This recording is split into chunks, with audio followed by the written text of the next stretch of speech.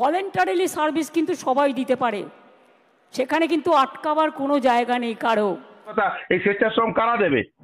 এই স্বেচ্ছাশ্রম তাহলে তো যোগ্য অযোগ্য যদি আইডেন্টিফাইডই হয়ে যায়, মানে সেটা যদি সেপারেশনই হয়ে যেত, তাহলে তো সুপ্রিম কোর্ট যা যোগ্যগুলোকে রেখে দিত, অযোগ্যগুলোকে বাদ দিয়ে দিত।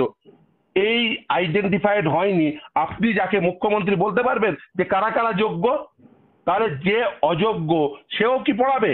ট্রিটমেন্ট হতো, গাছ, ল্যাম্পপোস্ট, দড়ি, বাঁশ এসব ব্যবহৃত হতো। ও এইগুলো থেকে যাতে ওর ছাড়া দালালরা কিছুদিন এই ট্রিটমেন্টের শিকার না হয়, সেই জন্য ও বেসিক্যালি কিছুটা বিষয়টা ডেফার করলো, কিন্তু তাতে কোনো লাভ হবে না। আমি বলছি আপনাদেরকে পুরো ঢপবাজি দিচ্ছে। আমাকে জেলেও ভরে দেওয়া যেতে পারে, কিন্তু আই ডোন্ট কেয়ার। ও এটা স্বগতোক্তির মতো বলে রেখে দিল, আগামী কাল মামলা আছে, কেউ ওকে বাঁচাতে পারবে না। রাজ্যের মুখ্যমন্ত্রী মমতা বন্দ্যোপাধ্যায় জেলে যাবে যাবে যাবে, সেই জন্য ও কি করেছে, নিজে শুধু জেলে যাবে না, আজকে ইচ্ছা করে এটা করে বেসিক্যালি তাদেরকেও একসাথে জেলে নিয়ে যাওয়ার ধান্দা করছে। বেকার রয়্যাল বেঙ্গল টাইগারকে কেন সমাজের রেখে দেওয়া হবে, ছেড়ে রাখা হবে? ও যে কোনো সময় হালম করে যে কোনো মানুষকে খেতে পারে। ফলে এরকম লোক, যে হিংস্র জীবকে একদম খাঁচার বাইরে রাখা উচিত নয়, ওকে ইমিডিয়েট খাঁচা ভরে দেওয়া উচিত, কারণ ও হিংস্র হয়ে উঠেছে। অন্তত পক্ষে পশ্চিমবঙ্গের মুসলমান সমাজের পক্ষ থেকে যে ওই রাম মন্দিরের রায়টি আপনি না মেনে একবার দেখিয়ে দিন, দেখি কত বড় আপনি হরিদাস পাল। আর আপনি মানবেন না, না মানেন, ঘাট চেপে ধরে জেলে ভরে দেবে। যদি বা আশা ছিল কিছুটা ক্ষীণ হলেও, যদি কোনো আশা ছিল না এর সাজ, ও মুখ্যমন্ত্রী আজকে মোটামুটি তার 12টা বাজিয়ে দিয়েছে। ওটা তোমার বাবার টাকা না, ওটা জনগণের ট্যাক্সের টাকা। আমি পুষিয়ে দেবো। তুমি কোন হরিদাস পাল? ওকে সুপ্রিম কোর্টের বিচারপতিরা ওকে ক্লারিফিকেশন দিতে, তুই কোন হরিদাস পাল রে বাবা? তোকে এসে বুঝিয়ে দিয়ে যাবে, হাত জোর করে দাঁড়াবি। যদি বলতেন যে হ্যাঁ ওই প্রতিটি ওএমআর আমাদের ওএমআর, চিৎকার করে করে যারা যোগ্যদের পক্ষে ছিলেন তারা যদি চিৎকার করে করে বলতেন প্রথম থেকে, তাহলে এই পরিণতি হয়তো বা হতো না। ফিরদৌস শামীম বলছেন? হ্যাঁ বলছি। মুখ্যমন্ত্রী তো আজকে রীতিমতো তিনি বললেন আপনারাই নাকি চাকরি খেয়েছেন, আপনারা যোগ্য অযোগ্য দুটোকে গুলিয়ে দিলেন, কি বলবেন? এটা এই রিক্রুটমেন্ট প্রসেস স্টার্ট করে হয়েছিল রাজ্য সরকারের তৈরি করা আইন মোতাবেক। সেই আইনে ওএমআর শিট কতদিন রাখতে হবে তা সেই নিয়ে বলা আছে যে 1 বছরের জন্য ফিজিক্যাল ওএমআর শিট রাখবে, তারপরে আর মিরর ইমেজ বা রাখতে হবে কি হবে না সেই নিয়ে সাইলেন্ট। রাইট টু ইনফরমেশন অ্যাক্টে বলে 20 বছর মিনিমাম আপনাকে তথ্য রাখতে হবে। তাহলে তুই যদি 20 বছর তথ্য রাখার ওএমআর শিট রাখার আইন থাকতো, তাহলে ওএমআর শিট দেখিয়ে এদের চাকরি বেঁচে যেত। আসলে রাজ্য সরকারটি অযোগ্য, যে আইন তৈরি করতেই জানে না, যার ফলে আসলে জানে না নয়, এরা বেসিক্যালি ইচ্ছাকৃতভাবে এই ধরনের আইন তৈরি করে যাতে দুর্নীতির পথ প্রশস্ত হয়। এরকম একটি আইন তৈরি করে তারপরে একদম প্রথম ধাপ থেকে বেআইনি কাজ করতে শুরু করেছে, এবং এই যে অর্থ নেওয়ার জন্য আজকে এই পরিস্থিতি তৈরি হয়েছে। শুধু তাই নয়, আজকের যে সভা রাজ্যের মুখ্যমন্ত্রী সেখানে ছিলেন, সেটিতে যা যা বলেছেন সবগুলোই হলো আদালত অবমাননাকারী প্রতিটি কথাবার্তা। তার কারণ আদালত অলরেডি সার্ভিস টার্মিনেট হয়েছে সকলের, আদালত সিলেকশন প্রসেস ক্যান্সেল করে ফ্রেশ সিলেকশন প্রসেস কন্ডাক্ট করতে বলেছে। যারা আইডেন্টিফাইড চিহ্নিত অযোগ্য তাদের পয়সা ফেরতের কথা বলেছে। আর কলকাতা হাইকোর্টের রায় কিন্তু সুপ্রিম কোর্টে আপিল রয়েছে। কলকাতা হাইকোর্টের রায়ে বলেছিল যে যারা অযোগ্য, যারা আইডেন্টিফাইড অযোগ্য, তাদেরকে প্রয়োজনে সিবিআই কাস্টোডিয়াল ইন্টারোগেশন করতে পারবে। মুখ্যমন্ত্রী আজকে যাদের কলকাতা হাইকোর্টের ডিভিশন বেঞ্চ বলে দিয়েছিল কাস্টোডিয়াল ইন্টারোগেশন করতে পারবে, মুখ্যমন্ত্রী বলছে আমি তাদের নিয়েও ভাববো। রাজ্যের মুখ্যমন্ত্রী আসলে আজকে যা যা বলেছেন সব হচ্ছে আদালত অবমাননাকারী এই কথাবার্তা। এবং শুধু তাই না, জিনিস বলছে আজকে পাস পর্যন্ত নাকি বিক্রি হয়েছে, অভিযোগ করেছে ওখানকারই চাকরিহারারা। মুখ্যমন্ত্রী সবাই যাবার পাস, যে পাস 500 টাকা করে নাকি বিক্রি হয়েছে, তারা অভিযোগ করেছে, কি বলবেন? দেখুন আজ এই রায়ের পরেও যারা ভাবছেন যে মুখ্যমন্ত্রী তিনি সুপ্রিম কোর্টের উপরে, আমি জানি না তারা তিনি ভলেন্টিয়ারের কথা বলেছেন, ভলেন্টিয়ার চাকরি বলেছে। হ্যাঁ, স্বেচ্ছাশ্রম দেবেন, আচ্ছা, একজন শিক্ষক তিনি স্বেচ্ছাশ্রম দেবেন কেন? প্রথম কথা। দ্বিতীয় কথা, ইভেন এই রায়ের পরে যদি কেউ স্বেচ্ছাশ্রমও দিতে চান, তাহলে এই শিক্ষকরা ইভেন স্বেচ্ছাশ্রমও দিতে পারবেন না। তার কারণ হচ্ছে সেটা আইন মোতাবেক হতে হবে। এই স্কুলগুলো পরিচালনা করে কে? স্কুল ম্যানেজমেন্ট বা অ্যাডমিনিস্ট্রেটর। তিনি কেন রাজ্য সরকার যে সার্ভিস, সুপ্রিম কোর্ট যার সার্ভিস টার্মিনেট করে দিয়েছে, তার কাছ থেকে কেন স্বেচ্ছাশ্রম নেবে? প্রথম কথা। দ্বিতীয় কথা, এই স্বেচ্ছাশ্রম কারা দেবে? এই স্বেচ্ছাশ্রম তাহলে তো যোগ্য অযোগ্য যদি আইডেন্টিফাইডই হয়ে যায়, মানে সেটা যদি সেপারেশনই হয়ে যেত, তাহলে তো সুপ্রিম কোর্ট যা যোগ্যগুলোকে রেখে দিত, অযোগ্যগুলোকে বাদ দিয়ে দিত। এই আইডেন্টিফাইড হয়নি। আপনি যাকে মুখ্যমন্ত্রী বলতে পারবেন যে কারা কারা যোগ্য? তাহলে যে অযোগ্য সেও কি পড়াবে? প্রথম কথা। তাহলে তার কাছ থেকে কেন একজন সাধারণ বাড়ির ছেলে মেয়ে পাঠ নিতে বাধ্য থাকবে? ইভেন বিনা পয়সায় অযোগ্যের কাছ থেকে কেন একজন কৃষকের সন্তান পড়বে?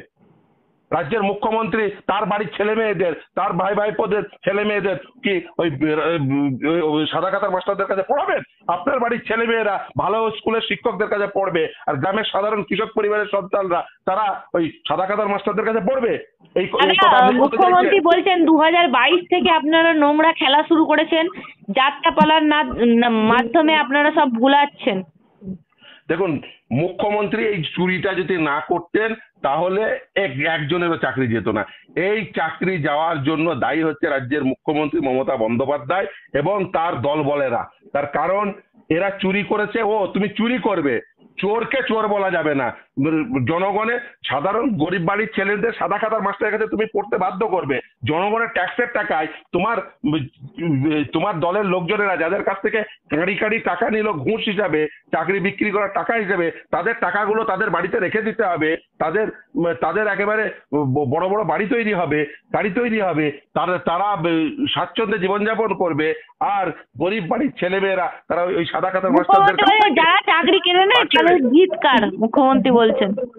আর যারা বেসিক্যালি এই চাকরি দেয় সাদা খাতার মাস্টারদের অর্থের বিনিময়ে, তাদের ধিক্কার। যে যারা জেলে ভরে দিলেও আই ডোন্ট কেয়ার। ও তো জেলে যাবে। ও বেসিক্যালি কাজ থেকে এটা স্বগতোক্তির মতো বলে রেখে দিল, আগামী কাল মামলা আছে, কেউ ওকে বাঁচাতে পারবে না। রাজ্যের মুখ্যমন্ত্রী মমতা বন্দ্যোপাধ্যায় জেলে যাবে। সেই জন্য ও কি করেছে, নিজে শুধু জেলে যাবে না, আজকে ইচ্ছা করে এটা করে বেসিক্যালি তাদেরকেও একসাথে জেলে নিয়ে যাওয়ার ধান্দা করছে। তার কারণ বিকাশ রঞ্জন ভট্টাচার্যকে আইসোলেট করে দিন। দেখুন, অবশ্যই। তার কারণ বিকাশ রঞ্জন ভট্টাচার্য এবং মুখ্যমন্ত্রী দুটো সেপারেট, একদম কমপ্লিট লাইন। যারা স্বচ্ছতার পক্ষে, যোগ্যতার পক্ষে, তারা বিকাশ রঞ্জন ভট্টাচার্যদের পক্ষে, আর যারা অস্বচ্ছতার পক্ষে, অযোগ্যদের পক্ষে, তারা মমতা বন্দ্যোপাধ্যায়দের পক্ষে। একদম clear cut isolation, clear cut line.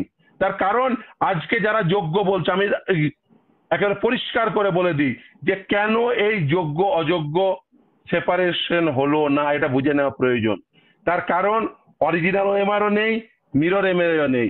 Supreme court বলে দিয়েছে তাদের রায়ে। ইভেন যখন রাজ্য সরকার, তারা নিশ্চুপ ছিল মামলা চলাকালীন, বোর্ড তারা নিশ্চুপ ছিল মামলা চলাকালীন, এসএসসি ওই ওএমআর এর দায় নেয়নি। আর যারা নিজেদের আজকে যোগ্য বলে ক্লেম করছেন, যারা এখনো পর্যন্ত মমতা বন্দ্যোপাধ্যায়ের সাথে থাকছেন বা কিছু ছেলে মেয়েকে ভুল বুঝিয়ে সাথে রাখতে বাধ্য করছেন, তারাও ওই মুখ্যমন্ত্রীকে, যারা ওই মমতা বন্দ্যোপাধ্যায়কে যারা পয়সা দিয়েছিল তাদের চাকরি বাঁচানোর জন্য, তারাও কিন্তু মামলা চলাকালীন নিশ্চুপ ছিলেন।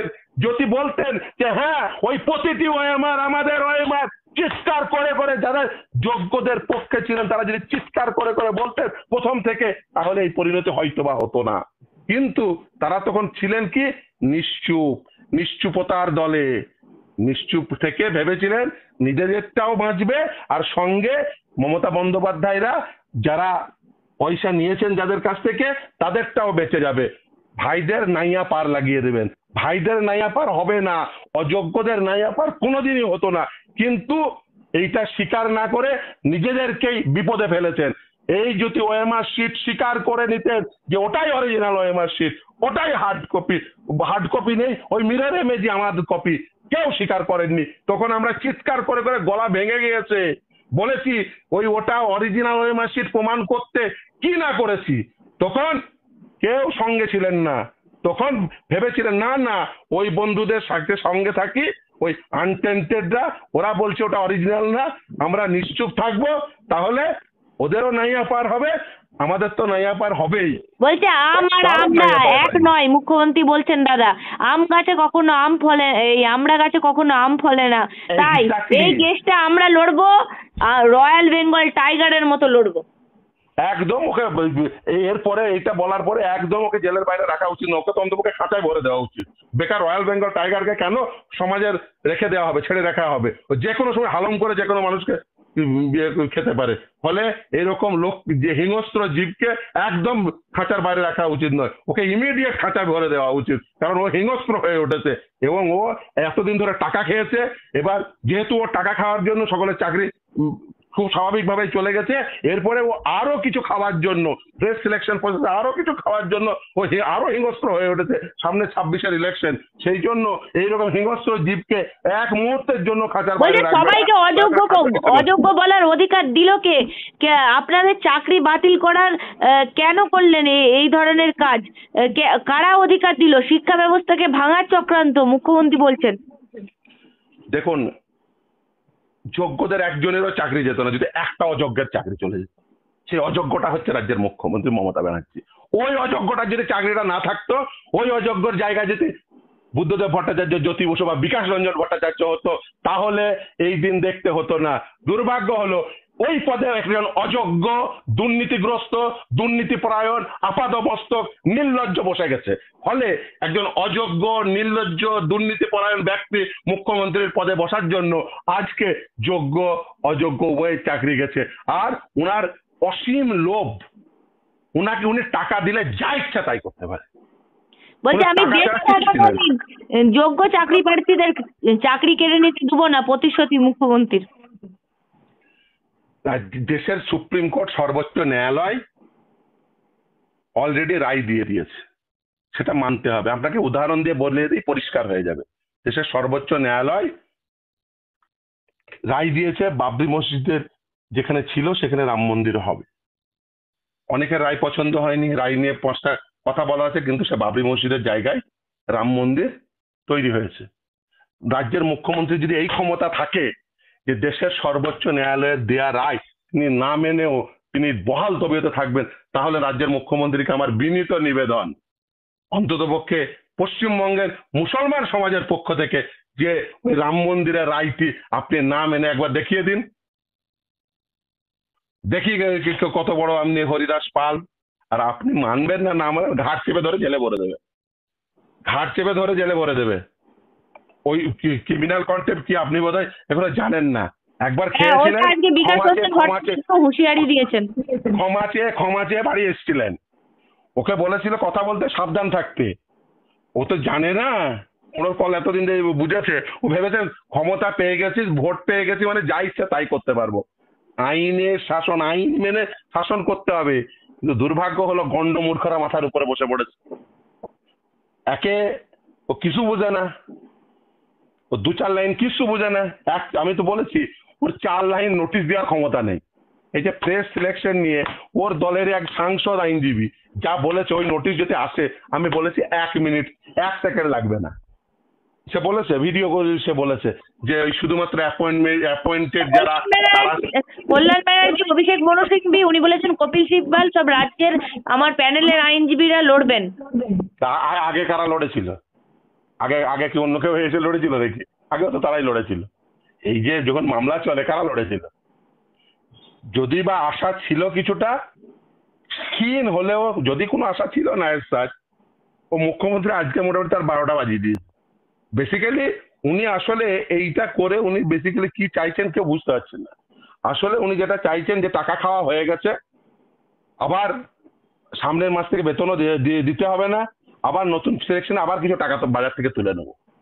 ফলে উনি টাকা তোলার পরিকল্পনা করছে। এই যে করলো, আমি তো বলেছি যে বেসিক্যালি উনি এইরকম করে লোকসভা ভোটের আগে 2016 সালের সিলেকশনের সাপেক্ষে যখন আন্দোলন করছিল ছেলেমেয়েরা, সেখানে গিয়ে ও বেসিক্যালি এই দুর্নীতিটা শুরু করেছিল মমতা ব্যানার্জি।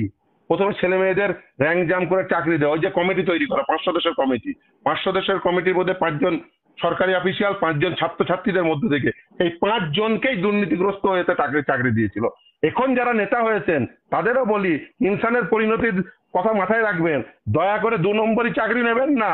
2 নম্বরই চাকরি নিলে একই পরিণতি হবে। ইনসানরা তারা ওই র্যাঙ্ক জাম করে চাকরি নেওয়ার ফলে কিন্তু গোটা প্যানেল বিপদে পড়েছে। আপনারাও দয়া করে আগামী দিনের ইনসান হবেন না। যারা মনে করছেন যে মুখ্যমন্ত্রীর এই কথায় চিড়ে ভিজিয়ে কোথাও না কোথাও একটা ফিট হয়ে যাব, ওই ফিট হওয়ার ধান্দা যদি করেন তাহলেই কিন্তু আনফিট হয়ে যাবেন। ফিট হওয়ার ধান্দা করবেন না। যদি মনে করেন মুখ্যমন্ত্রী কোথাও একটা ফিট করে দেবে, আমরা পরে পুষিয়ে দেবো, তুমি কে পুষানো রে? আইন মোতাবেক যদি তুমি বেতন না দাও, তোমার ওটা বাবার টাকা, ওটা তোমার বাবার টাকা না, ওটা জনগণের ট্যাক্সের টাকা। আমি পুষিয়ে দেবো। তুমি কোন হরিদাস পাল?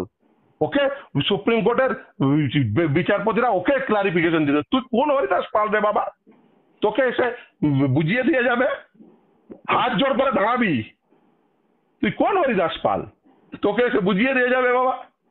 সুপ্রিম কোর্টের বিচারপতি ওকে এসে বুঝিয়ে দিয়ে যাবে। কোন আইনজীবীর চেম্বারে ব্যাগ বলার দক্ষতা নেই, ওকে কেউ ব্যাগ বইতেও নেবে না চেম্বারে। মুখ্যমন্ত্রী তো বলেন আমি বড় আইনজীবী। ওকে বললাম তো কোনো ভালো চেম্বারে ওকে ব্যাগ বইতেও নেবে না, ওকে কোনো ক্লাস ব্যাগ বইতে নেবে না। ও তো আইনজীবীর চেম্বারে, ওকে কেউ ব্যাগ বইতে নেবে না। বলছি দাদা, আজকে বিশিষ্ট ব্যক্তিরা, বুদ্ধিজীবীরা উপস্থিত ছিলেন, সেই আবুল বাসার থেকে শুরু করে আপনার সুবল সরকার, সবাই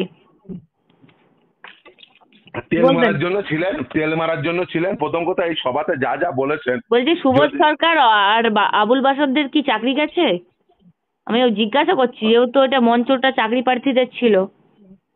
দেখুন আমি বলি যে এদের চাকরি যারা হারা তাদের যদি সভা থেকে থাকে, প্রথম কথা উনি 2 ঘন্টার মধ্যে, রায়দানের 2 ঘন্টার মধ্যে কি করে ওকে ইনভিটেশনই বা করলো কি করে?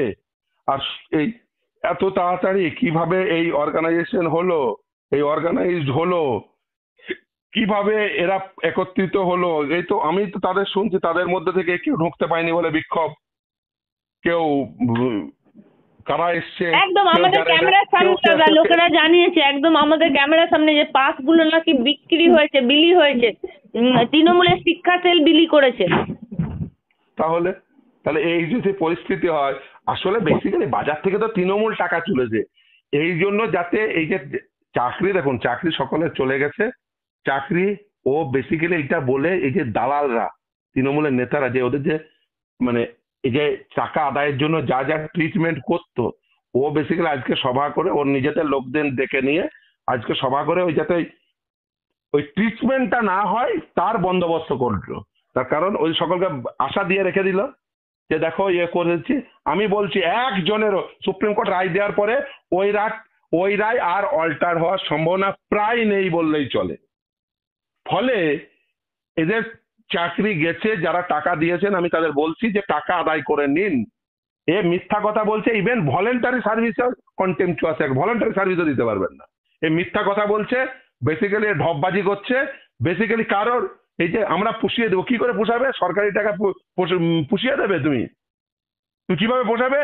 এইসব মিথ্যা কথা বলে বেসিক্যালি ওই যে ট্রিটমেন্ট হতো, গাছ, ল্যাম্পপোস্ট, দড়ি, বাঁশ এসব ব্যবহৃত হতো, ও এইগুলো থেকে যাতে ওর ছাড়া দালালরা কিছুদিন এই ট্রিটমেন্টের শিকার না হয় সেই জন্য ও বেসিক্যালি কিছুটা বিষয়টা ডেফার করলো, কিন্তু তাতে কোনো লাভ হবে না। আমি বলছি আপনাদেরকে পুরো ঢপবাজি দিচ্ছে। যারা টাকা দিয়েছেন তাদের কিন্তু মাইনের টাকা ফেরত দিতে হবে। টাকা জমি বেচিয়ে টাকা দিয়েছেন, অন্তত পক্ষে বাড়ি বেচে মাইনের টাকা ফেরত দিতে হবে, অন্তত পক্ষে জমি বেচার টাকাটুকু তুলে নিন। যে যে তৃণমূল নেতাকে টাকা দিয়েছেন, যে যে দালালকে টাকা দিয়েছেন, আপনারা প্রকাশ্যে বলে ফেলুন এবং প্রয়োজন হলে যারা যারা টাকা দিয়েছেন বলুন, আমাদেরকে তথ্য দিন, যা যা প্রয়োজন সমস্ত কিছু সাহায্য করব। আপনাকে অসংখ্য ধন্যবাদ আমাদেরকে এতক্ষণ সময় দেওয়ার জন্য।